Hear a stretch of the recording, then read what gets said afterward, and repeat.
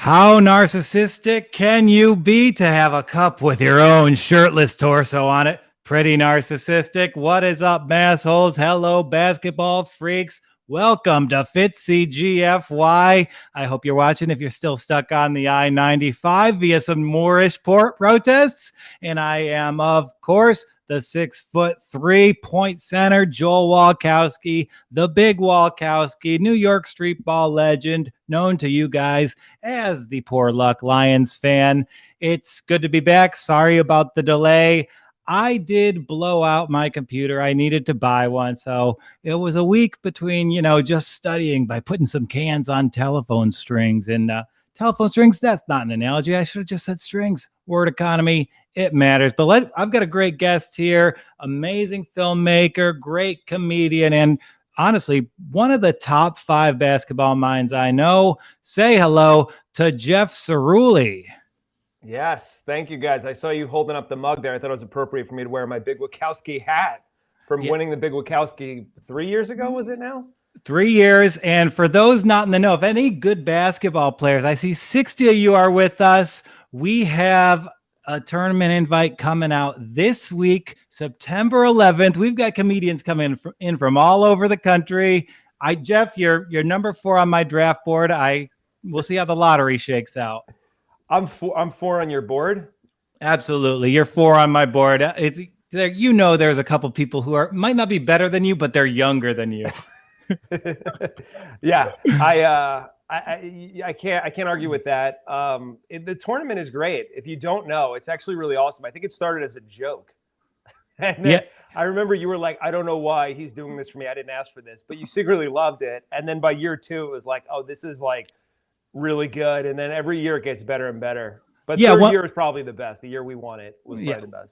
You guys won the car. You had to split a Mitsubishi Mirage 6 ways, which is great for anybody. What did they do with the car? I think he got a tax write-off. That's about it.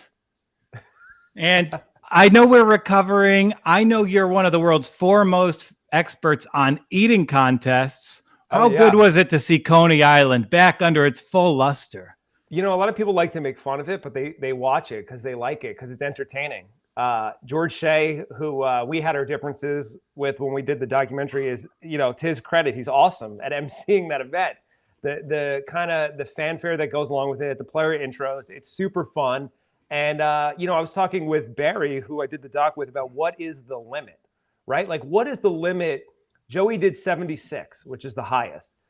Does it get to a point where it's not humanly possible to do more? And we were kind of thinking mid-80s, because there's eventually going to be a speed thing, right? He's doing like, what, 7.5 a minute? So what does it get to that you could do 2 more a minute?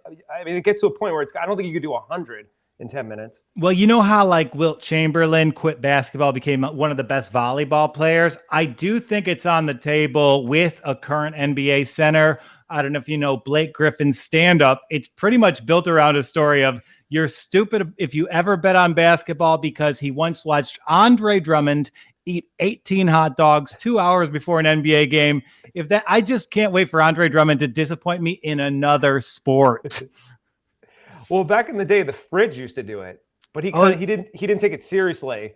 And he kind of ate like, I don't know how many, ate like 10 hot dogs, but that was before it was the modern era where people train and they gave a shit. And it's just like what they do now with the water. We got into it in Hungary, the documentary I did, like the water training they do, where you just take massive amounts of water to stretch your stomach, and then you puke the water. So you kind of stretch the elasticity of your stomach so you can fit. You kind of have to do that. If you want to be a top guy, there's no way around it. You have to do stuff like that. You have to push your body if you want to compete at the top of, like, putting up, 76 is insane.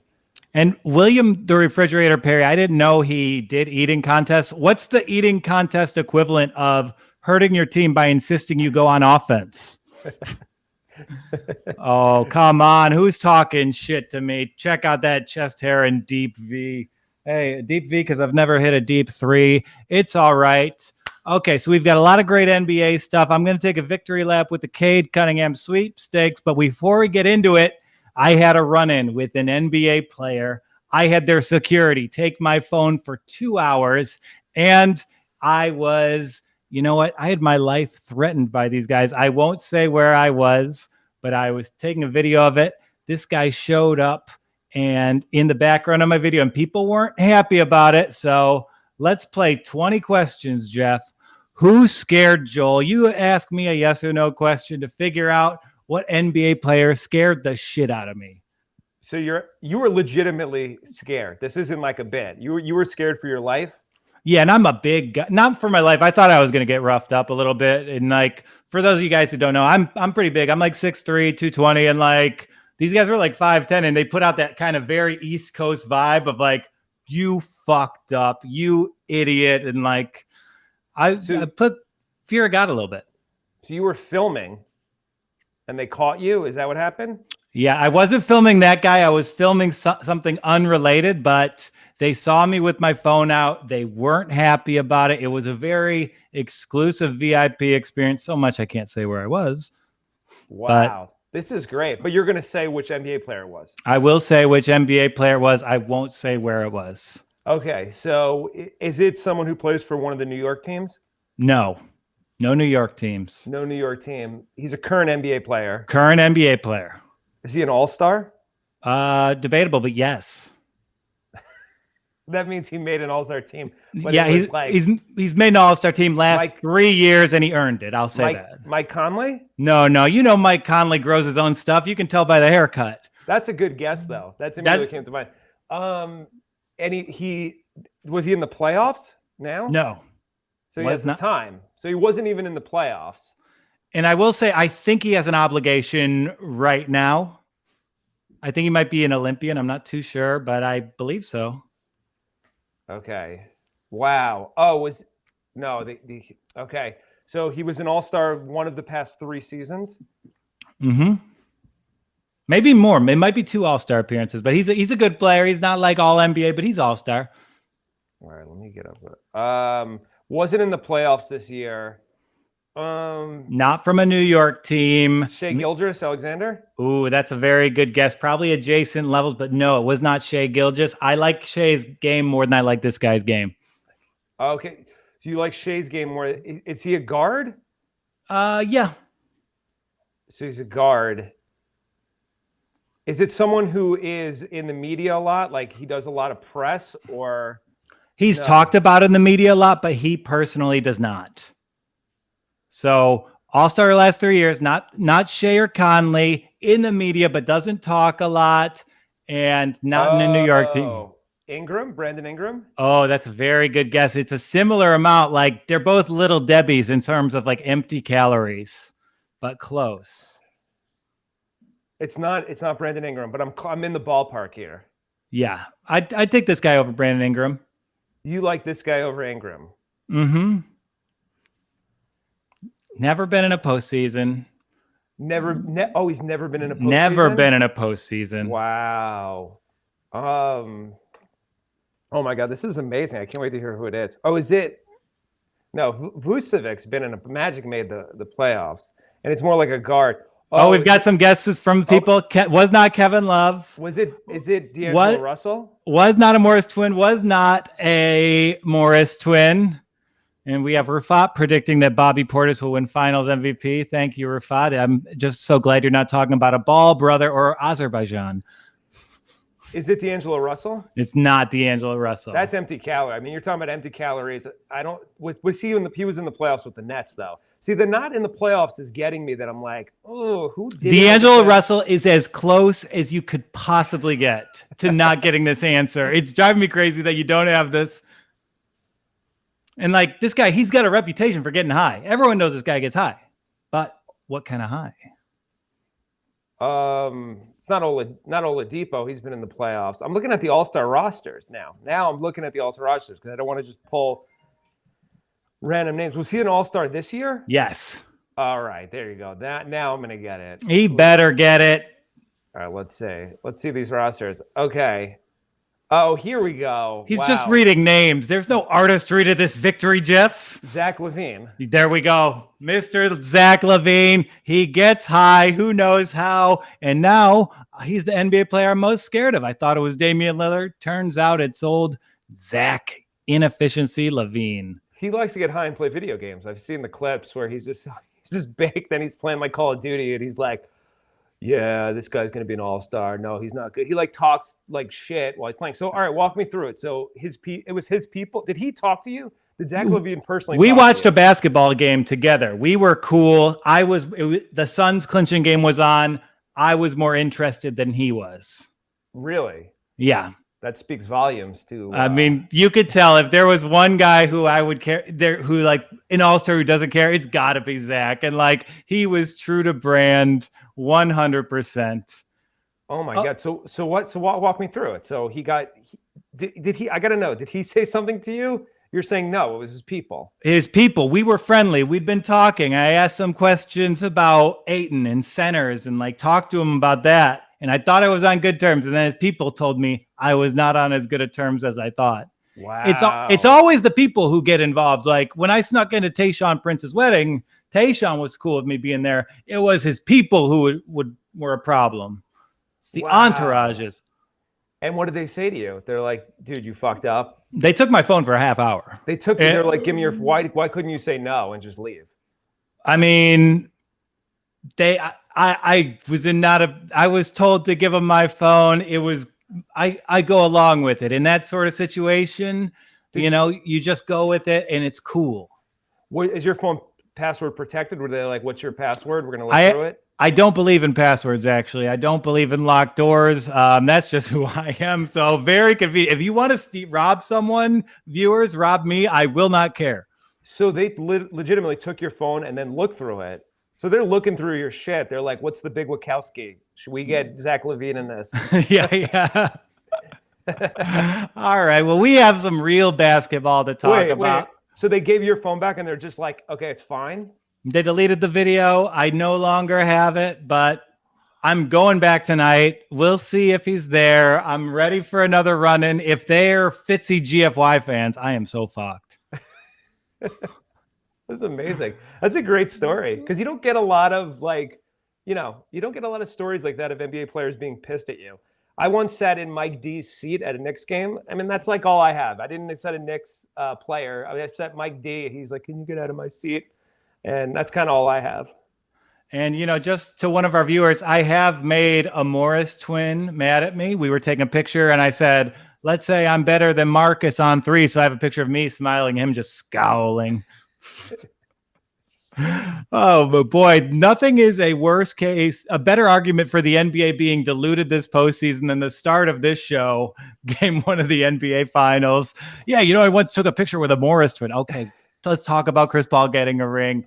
Giannis is out. Leave it to a Greek to ruin the postseason. But Jeff, I think every basketball fan kind of has a soft spot for the Suns. Am I correct in this?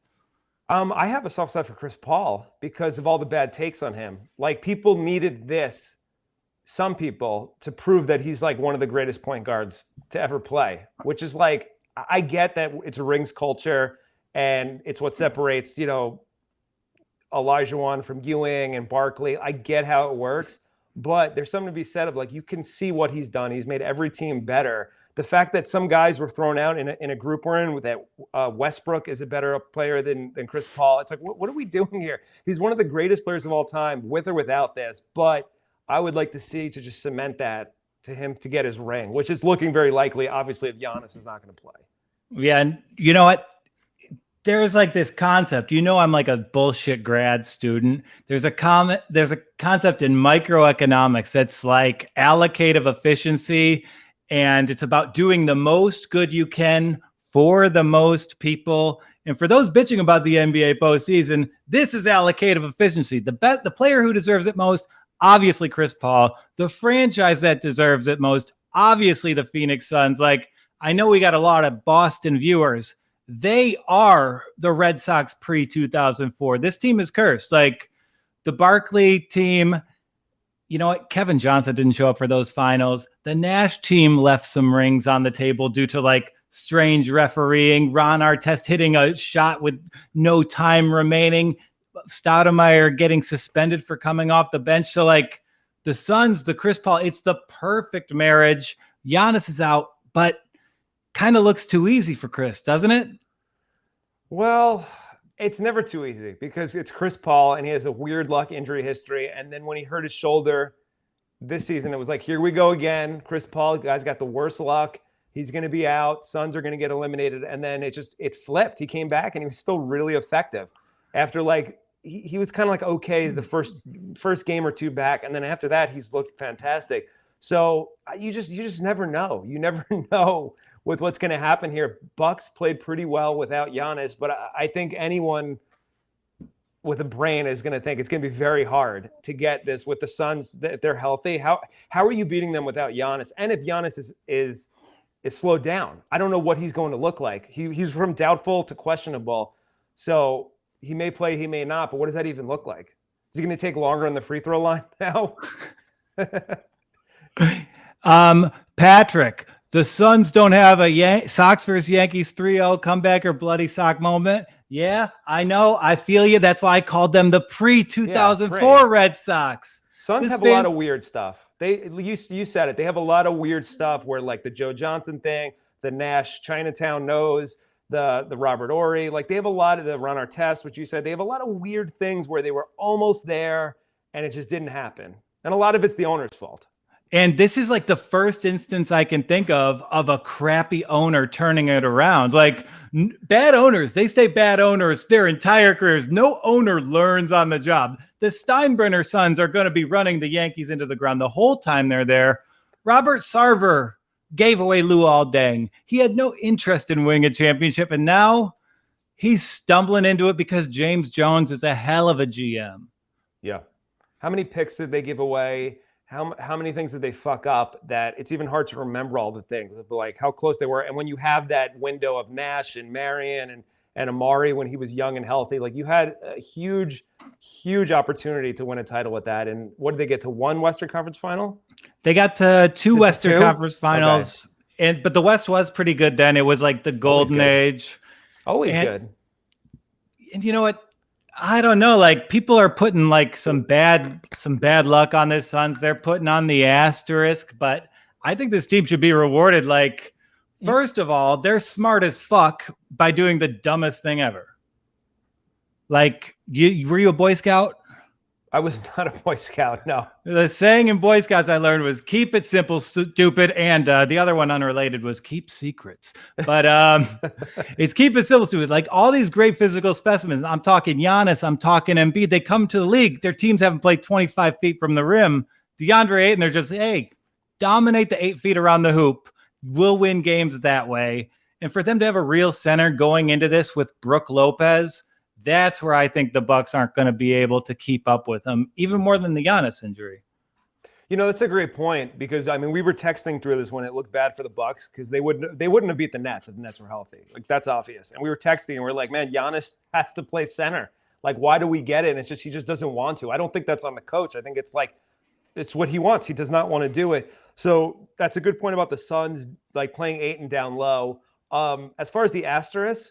Come on, man. Every year you could do an asterisk. Every year there's injuries. Every year, even in recent memory, it's like the year LeBron went to the finals against the Warriors. Kevin Love and Irving were out. The Raptors year, there was injuries with the Warriors. Like there's always injuries.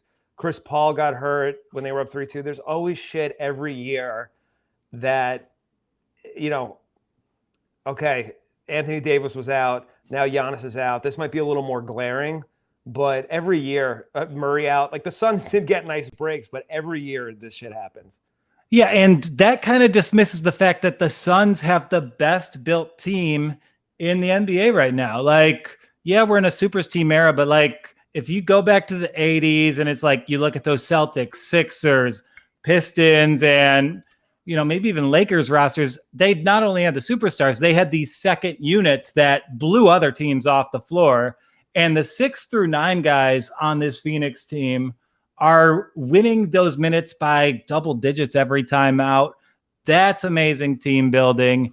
And even without Chris Paul, I think this team's well built to contend. Yeah, I think Paul certainly helped out with the Ayton stuff, where I think that's a guy like you put Paul and Harden together. Harden doesn't want to listen to Chris Paul. He just doesn't want to. He's an MVP. They clashed. But someone like Ayton, who's young and is like by all means a great teammate, that's like the impact of getting Chris Paul is like, hey man, here's what we're gonna do, and they all bought in. They all bought in. Like the thing of getting Chris Paul, like people kind of shit on it at first. I liked it. I thought it was good for them for the position they were in of like bringing a veteran like that. That's like a winner. It's worth it. I mean, and obviously it paid off. Like hindsight, like it's easy to say that now, but like that was something where like for Knicks fans, I didn't want Chris Paul because I thought we weren't going to be as good as we were, and it's like just build. Like it's just not going to help us, and it would have. But for the Suns, great move getting him, obviously.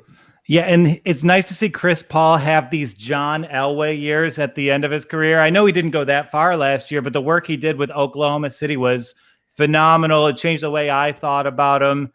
And we've got a question from... Did it? It took last year to you like really give him credit because it was not to give him credit. I mean, I have him like 3 or 4 all time in my point guards, but when you're tacking on these like this secondary prime at the end of it, you're changing team cultures. Like the hardest thing to do in sports is to change team culture. Y'all know I'm a Lions guy. Like we've been trying to change that culture for my entire life. Chris Paul walks in and does it in Oklahoma City with a bunch of 21-year-olds. It's like what Kid did. Everywhere Kid went, they got better. Everywhere Kid went, they made the finals with the Nets. The Suns were better when they got him. He helped out on the Knicks like late as a bench guy, and then he was starting. Like everywhere he's been, he's better. Same thing with Paul. Just like the Oklahoma City thing was masterful. Everyone thought he was going to be bought out and go to a contender, and he made them competitive, and that's amazing. Yeah, it was my favorite Chris Paul season up to this one. And all right, let's take Patrick's question. How big is the Suns having home court for this series? More or less important than how healthy they are compared to Bucks. I'll take this first. I think it's about the health here. I think Milwaukee, specifically Middleton and Drew, had to dig so deep against Atlanta because Atlanta, they're another team that's super deep, and like the usage rates Middleton and Drew were getting were pretty incredible. And like, it's a lot to expect them to bounce back. And like Chris Paul, like he was so banged up, he had to sit for a week because of COVID. Like that might be actually like an added benefit to the Suns. I mean, who benefits more from COVID other than my buddy George, who inherited a bunch of money?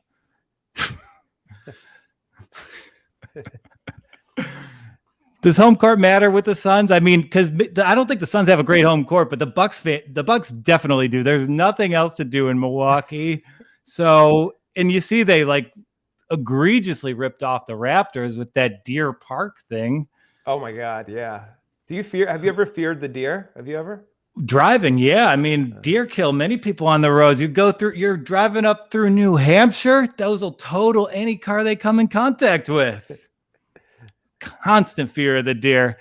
And like, I kind of think the Bucks would steal this game 1 because it's always the team who's more well rested. They stumble out of the gate a little bit, but because the Bucks are so thin, I don't think they're going to be able to steal it tonight. What if we get a career game from Pat Connaughton? Pat Connaughton, he once made out Connaughton. That was a real Bill Simmons thing when he says everyone's last name wrong. Yeah, put Isaiah Thomas out of the top 25 when you literally wrote a fucking book about him. Yeah, good job, Bill. You're putting Chris Paul over Isaiah Thomas with a finals appearance as opposed to 2 rings in the best era in the NBA history until today. Sorry, you touched a sore spot. That's what Deshaun Watson says to his masseuse. Fuck, Joel. The only thing that can stop the Suns in this one, they announced the refs. Scott Foster's refereeing. Jeff, are you aware of like his relationship with Chris Paul? Chris Paul hates him. What has he won a game in the playoffs? Is the stat 0? He's won 0 games with Scott Foster's ref. I don't know the exact stats. I know at one point recently he'd lost 10 games in a row that Scott Foster refed in the postseason, and yet they're letting him ref the NBA Finals. It's fucked up. Yeah, 11 in a row. Wow, 11 in a row. There's just so much smoke to that it is a thing. It's a thing. Whether they want to deny it or not, it's a thing. People, these refs are not robots. They have biases. They don't like certain players. So, we can call it for what it is. Yeah, and obviously, like the elephant in the room with Chris Paul is how annoying he must be. If you're not a big man on his team, it must be pretty rough. Scott Foster, let Scott Pollard ref instead. I see we have some Survivor Season 26 fans viewing. What's up, guys? But yeah, before I know the Bucks are buried, and I know I'll probably be wrong about that. But before we like wrap this up, there's one guy I gotta praise.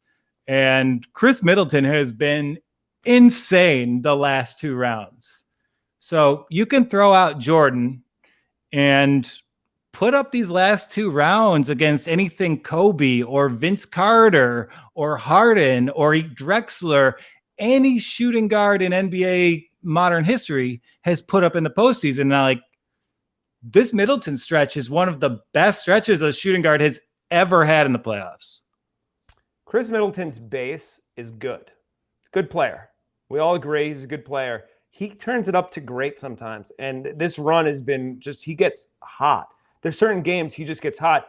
I think the closeout game, he had like 5 at halftime, and then he finished with like 30. He just gets so hot at times. So I actually kind of like him more than some of the guys you even mentioned, that I think his shooting prowess is just like, he's such a good 2 for Giannis, that if it's the last shot, I want Middleton taking it. Giannis is the better player, obviously, but I trust Middleton to, hit the shot over Giannis doing his one move, maybe getting fouled and bricking free throws. Yeah, and there's just a penchant for bailing the team out. Like, I went to a lot of the Nets series, and like the Bucks they answered so many big Nets buckets over game 5 and 7, and it was Middleton every time. Game 6 out of halftime, Middleton went electric and bailed him out. And like, everyone's kind of rolling their eyes at this. The Nets are injured, the Hawks are injured, and like, this was a historic stretch, and no one gave Chris Middleton his credit. He absolutely deserved it. So we're giving it here on Jubs. I like him. I like his game. I always thought he was solid. And he's someone, didn't he come from like, wasn't he round 2 selection? Yeah, he was picked by Detroit.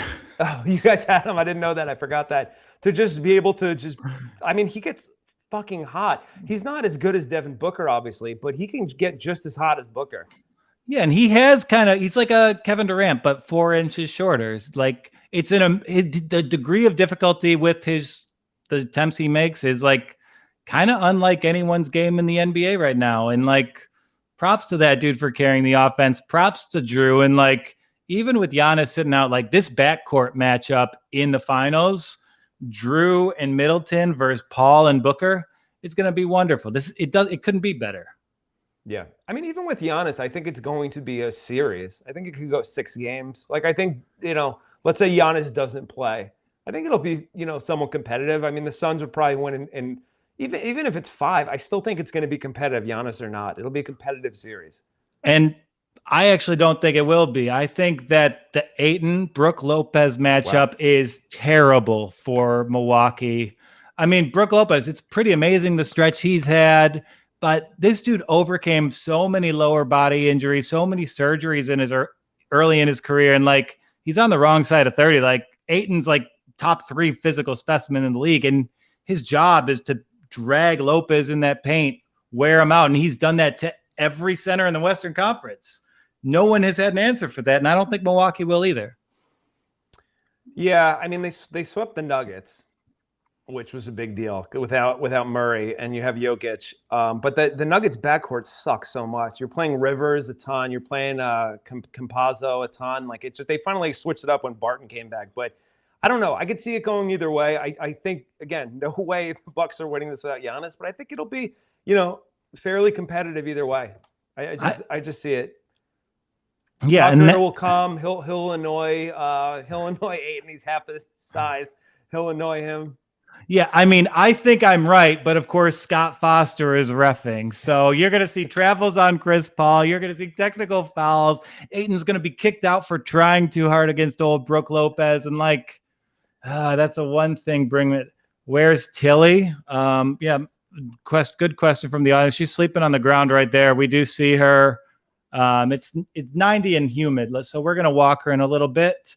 So sorry, you got to please the people here, Jeff. You got to show the dogs. I don't know where my dog is, guys. If you want to see my dog, I don't know where he is. He went out, guys. Enough asking me about my dog. Okay, so do you have a prediction for us here? It's probably going to be. I mean, you're talking Suns 5 or 6. I'll go Suns 6. to get a little bit of a series. But if Giannis, if he's slowed down, I mean, is there an update right now besides questionable? What was an hour ago? It was questionable, so it's probably going to be Suns. I'll go Suns 6. Yeah, I think it's out tonight. I'm gonna go with Suns 5, and I guess it'll just be Bucks and 7, and we'll both be wrong. That'd be amazing. That'd be amazing if it was Bucks and 7. Although I want Paul to get it, but it'd be Giannis gets a lot of shit too. Like for an MVP, he gets a lot of shit, deservedly so, some of it. So it'd be kind of fun if he won it. And if Giannis gets the title this year, like that's going to validate the way he's used in Milwaukee. And then there's a chance he'll spend his entire prime playing at the wrong position. So that's for to stop future crimes against basketball, go Suns. Can I ask you a question? Has there ever been an MVP with a weakness so glaring? Maybe James Harden in food. Aren't you proud I didn't say strippers? Charles Barkley in gambling, Michael Jordan in gambling, Steph Curry and maybe gambling. We'll see. I'd like to hang out with Steph. Talk to Joe Zimmerman.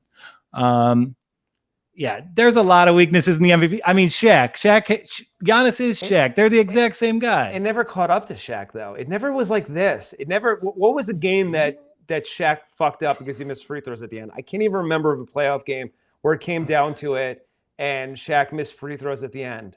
Like it was like, yeah, he was a terrible free throw shooter. They did hack a Shaq, but it ever cost him in a playoff game. I can't remember it ever being like this where Giannis is just like, it's just such a thing with him.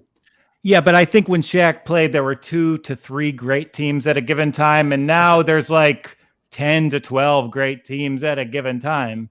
So I think the league's just a lot better. So the margin for error with a guy like Giannis is not as much of an advantage. Yeah, that's fair. And the one thing I'm thinking about in this offseason, I'll save everyone my Cade talk. My fiance says I'm talking about him in my sleep. What's up? So that Hawks series was amazing. They looked great. Jeff, I know you're a great thinking basketball fan. Do you max out John Collins? It's so crazy because it's like you kind of have to bring him back, but you kind of can't. It's like a double-edged sword where I watched Cam Reddish in that game, that last game, and he looked great. You got Hunter.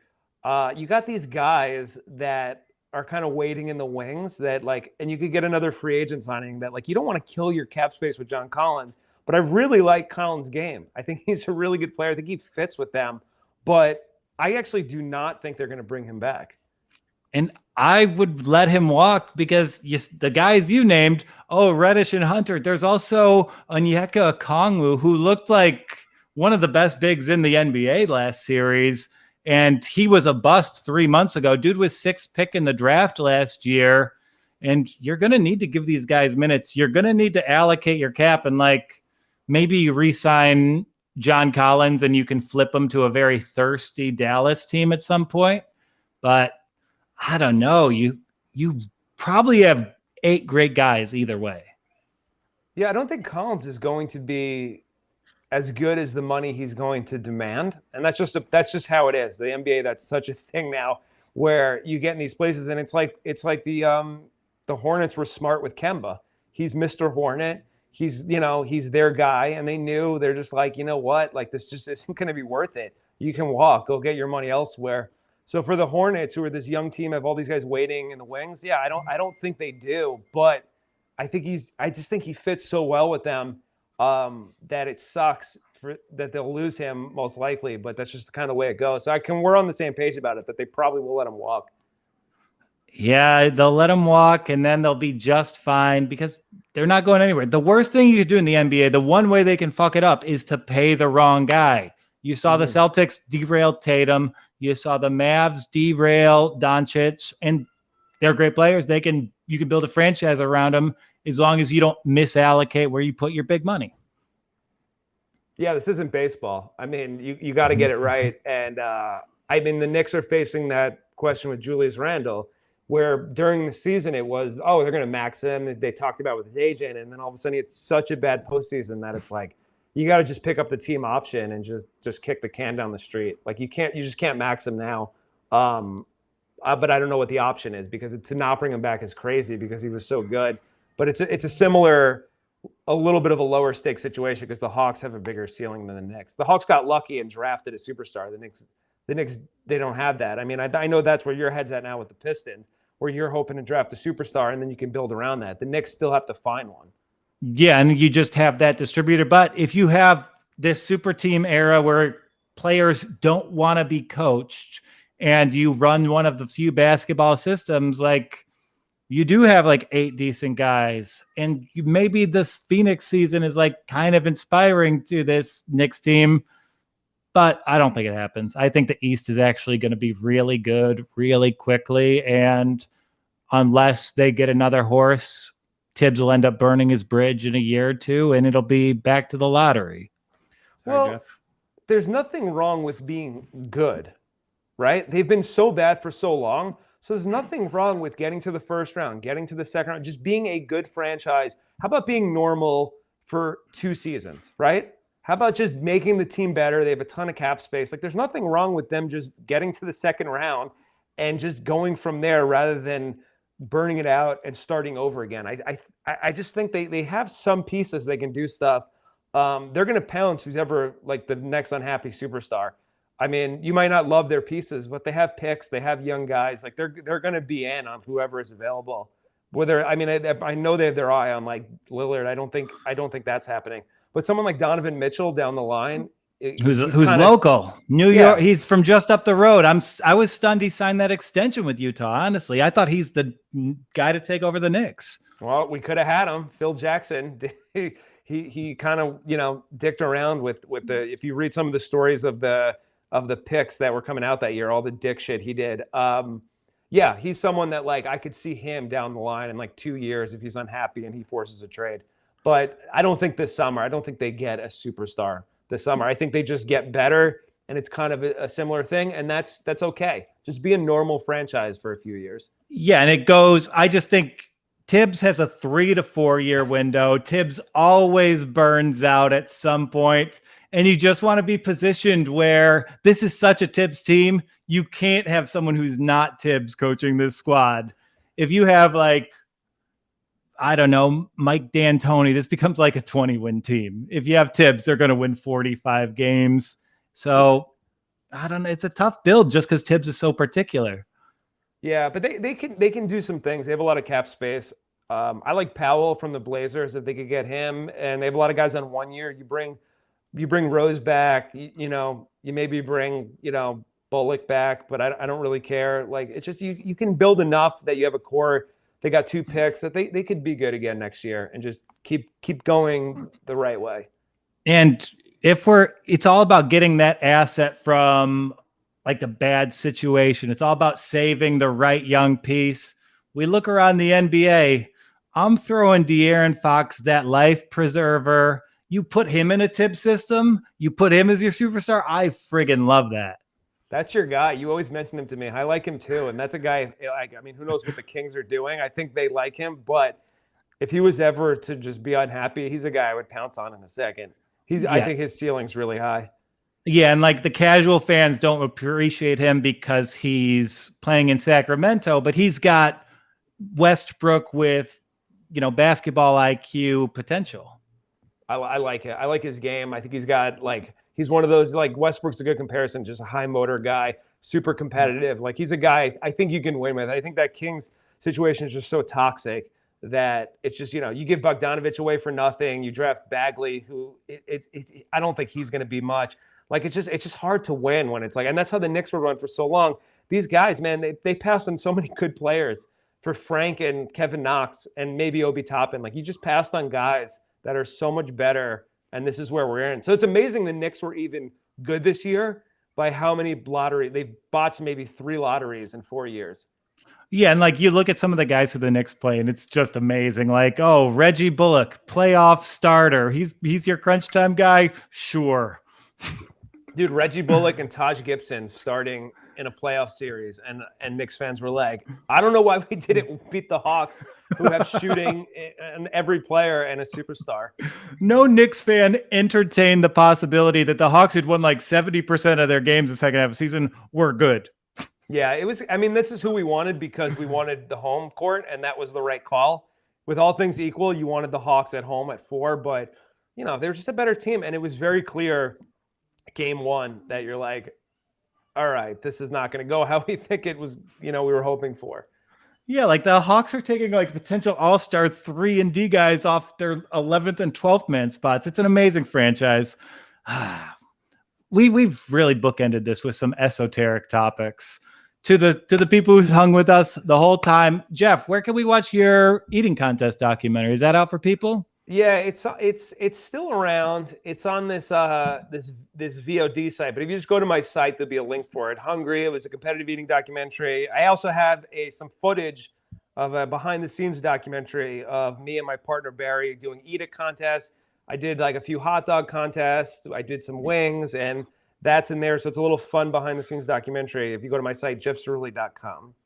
All right, I'll put that up for the people and to everyone out there.